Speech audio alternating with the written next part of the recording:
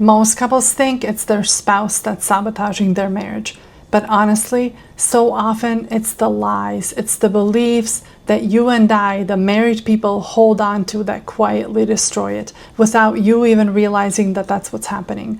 Today, I'm giving you 5 of the most dangerous ones of them all, the beliefs that are sabotaging marriages every single day across this world. Yours might be one of them.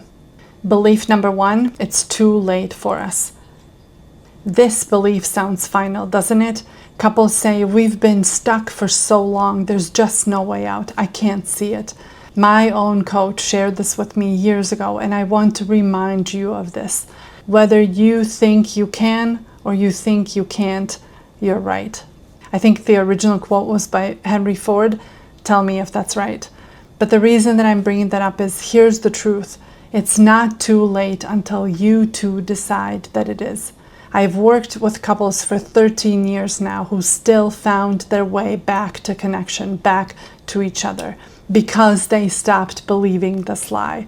Some of them were just barely celebrating their first anniversary. Some of them have been married 36 years. It's not too late until you decide that it is. You too can stop believing this lie. Belief number 2, this is just how it is. This one is sneaky, I'll give you that. It's like when resentment builds little by little and you normalize the disconnection over time, or you get used to the dysfunctional ways of our lives. You start telling yourself, all marriages end up like this, all marriages suck, nobody has a good marriage, I don't have any friends who have good marriages. But common in and of itself doesn't mean healthy. The moment that you accept that belief, you stop fighting for the marriage that you actually want. That's when this becomes the truth. Belief number 3, we've tried everything. Couples love this one.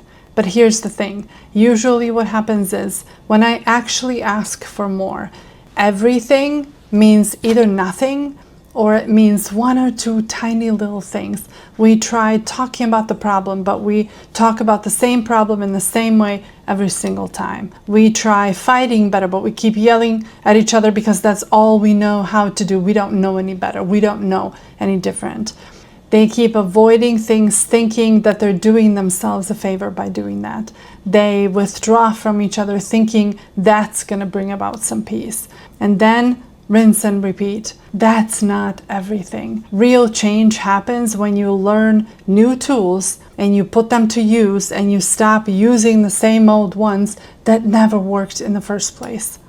Belief number 4, things will never change. I just know it. I'm going to be honest, this one kills me a little bit because it's what I call the hope killer. It's the marriage version of saying, it's my metabolism, it's my genes, I can't drop any weight, it's my family history. Sure, it feels comforting to believe that change is impossible because then, and you know what I'm going to say, right? Then you don't have to try. You don't have to actually do anything different. If this has been pre-decided on your behalf, I have nothing to do about this. But I'll tell you what I tell my couples. Change and adjustments are always possible.